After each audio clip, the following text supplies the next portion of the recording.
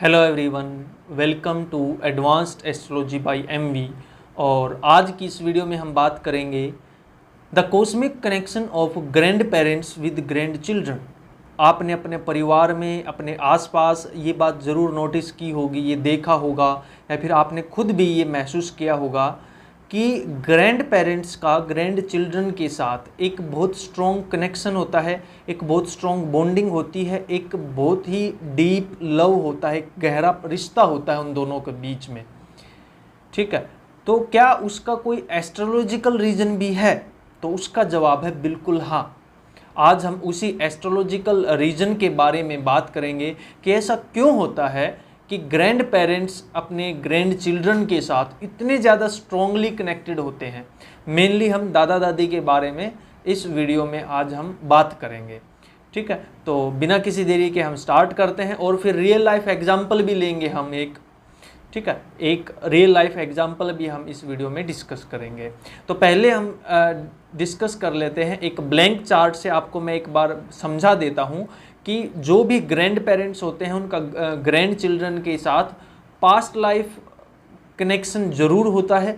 और उसका रीज़न क्या होता है कि उनके अंदर इतनी स्ट्रॉन्ग बॉन्डिंग होती है? उसका रीज़न ये होता है कि दोनों सेम हाउस से देखे जाते हैं, दोनों सेम हाउस को रिप्रेजेंट करते हैं, दोनों के अंदर सेम कैरेक्टर होता है, सेम काइंड ऑफ हैबिट्स होती हैं। और जो दादा दादी होती हैं वे अपने पोता पोती में अपने आप को ही देखते हैं। कैसे? मैं बिल्कुल लॉजिकल रीजनिंग आपको यहाँ पे देने वाला हूँ, बिल्कुल अच्छे से समझाने वाला हूँ। तो देखिए, आपको पता होगा जो फर्स्ट हाउस है अपना, वो हम खुद को दिखाता है, सेल्फ को दिखाता है। ठीक है, फिफ्थ हाउस हमारे बच्चों को दिखाता है, हमारे चाइल्ड को दिखाता है। और नाइन्थ हाउस हमारे फादर को दिखाता है। राइट? तो अगर हमें अपने दादाजी के बारे में जानना होगा तो वो कौन सा हाउस दिखाएगा? तो देखिए, हमारे पिताजी को रिप्रेजेंट करता है नाइन्थ हाउस। तो पिताजी के पिताजी को कौन रिप्रेजेंट करेगा? Ninth house from ninth house, यानी पिता का पिता, नाइन्थ से नाइन्थ। तो जब हम नाइन्थ से नाइन्थ काउंट करेंगे ना, जब हम नाइन्थ से नाइन्थ काउंट करेंगे, एक सेकेंड,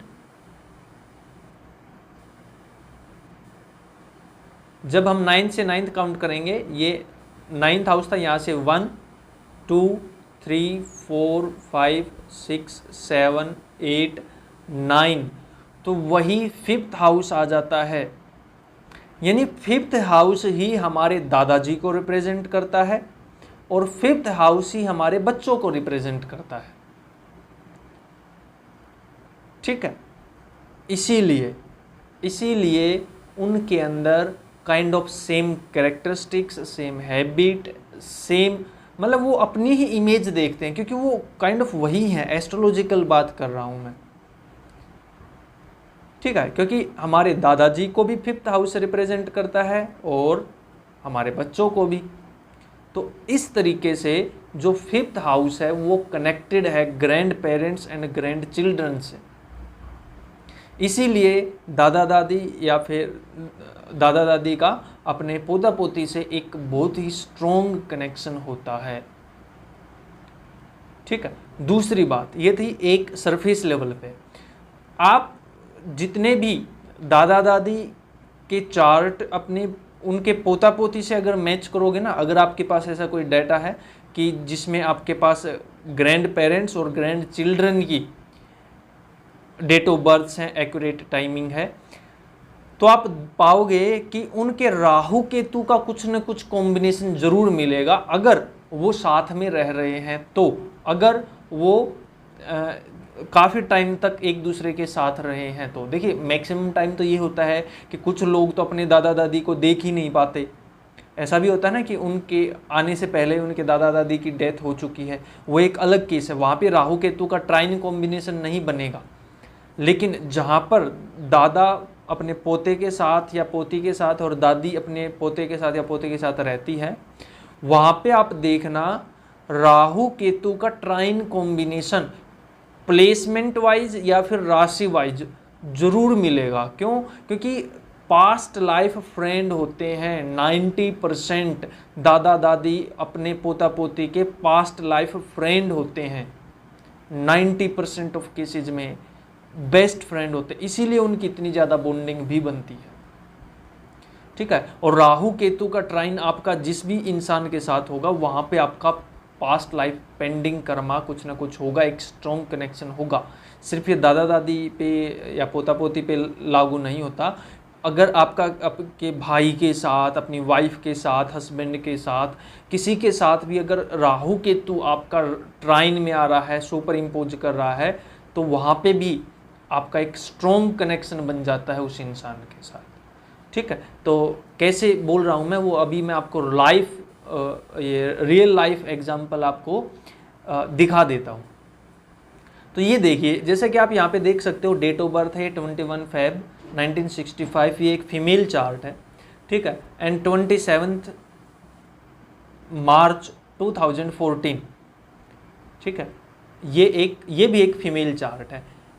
एक्चुअली ये ग्रैंड मदर का चार्ट है और ये ग्रैंड डॉटर, यानी ये जिस इंसान का चार्ट है वो इसकी पोती है, ग्रैंड डॉटर है।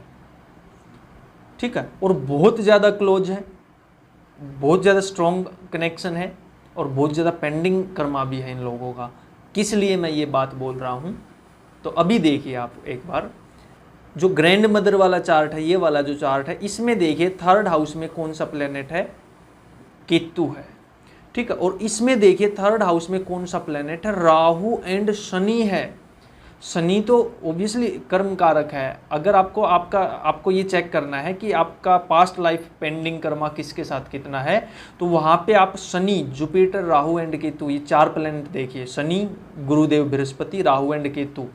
अगर ये 4 प्लेनेट में से किन्हीं भी 2 प्लेनेट का अगर सुपर इम्पोज हो जाए या प्लेसमेंट वाइज ट्राइन में आ जाए या राशि वाइज ट्राइन में आ जाए, तो ये मान के चलिए उस इंसान के साथ आपका बहुत एक पेंडिंग कर्मा है।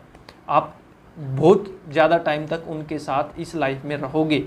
एक उच्च और नीच वाले प्लेनेट की भी टेक्निक होती है। फॉर एग्जांपल, एक की कुंडली में कोई प्लेनेट उच्च का बैठा है और दूसरे की कुंडली में वही प्लेनेट नीच का बैठा है, तो उनका भी एक दूसरे के पूरक हो जाते हैं, उनका भी बहुत ज़्यादा पेंडिंग कर्मा होता है। और जो लकी लोग होते हैं उनकी कुंडली में ऐसे योग मिलते हैं, उनकी फैमिली में ऐसे योग मिलते हैं कि एक की कुंडली में एक प्लेनेट उच्च का है और उसकी भाई की कुंडली में, उसकी वाइफ की कुंडली में, उसकी डॉटर की कुंडली में, किसी न किसी की कुंडली में वही प्लेनेट नीच का जरूर मिलेगा, and vice versa.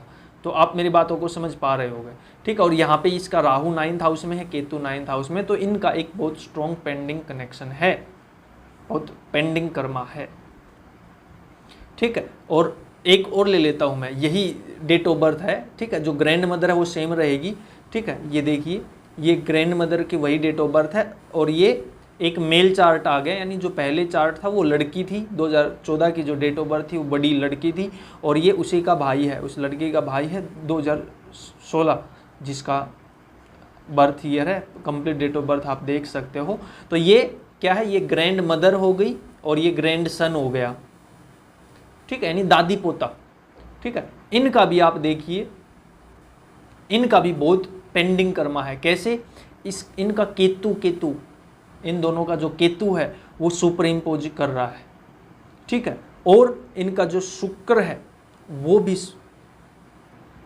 Super impose कर रहा है, और दादी का राहु और पोते का गुरु ये भी सुपर इम्पोज कर रहा है। तो ये भी एक स्ट्रॉन्ग पेंडिंग कर्मा को दिखाता है। ठीक है, तो पहले मैंने आपको समझाया कि एक स्ट्रॉन्ग कनेक्शन किस लिए होता है, उन दोनों में एक बॉन्डिंग किस लिए होती है, तो वो मैंने आपको बताया। 5th हाउस, क्योंकि हमारे बच्चे को रिप्रेजेंट कौन करेगा, 5th हाउस रिप्रेजेंट करेगा। ठीक है, और दादाजी को कौन रिप्रेजेंट करेगा, वो भी 5th हाउस को रिप्रेजेंट करेगा। ठीक है, तो इसलिए जो दादा दादी और पोता पोती में जो एक कनेक्शन है, एक स्ट्रॉन्ग कनेक्शन होता है। और अगर कुछ राहु केतु, जुपिटर, सैटर्न, इनका कुछ कनेक्शन मिल जाए तो वो कनेक्शन और ज़्यादा स्ट्रॉन्ग बन जाता है। और 90% केसेस में जो दादा दादी और पोता पोती है वो पास्ट लाइफ फ्रेंड होते हैं। तो वो कैसे हम निकाल सकते हैं वो हम किसी और वीडियो में फ्यूचर में बात करेंगे, वो थोड़ी सी एडवांस टेक्निक हो जाएगी, ठीक है। तो वो फिर कभी हम बात करेंगे कि हमारा पास्ट लाइफ कर्मा किसके साथ कैसा रहा है, कितना पेंडिंग है, वो एक बहुत ज़्यादा डीप एनालिसिस की बात हो जाती है। यहाँ पे आज की इस वीडियो में इतना ही। और वीडियोज के लिए चैनल को सब्सक्राइब कीजिए। अगर आपके मन में कोई कंसल्टेशन है या कोर्स करना चाहते हो, एस्ट्रोलॉजी सीखना चाहते हो एडवांस लेवल तक, तो आप दिए गए नंबर पर मेरे से कॉन्टैक्ट कर सकते हो। आज के लिए इतना ही। Thank you.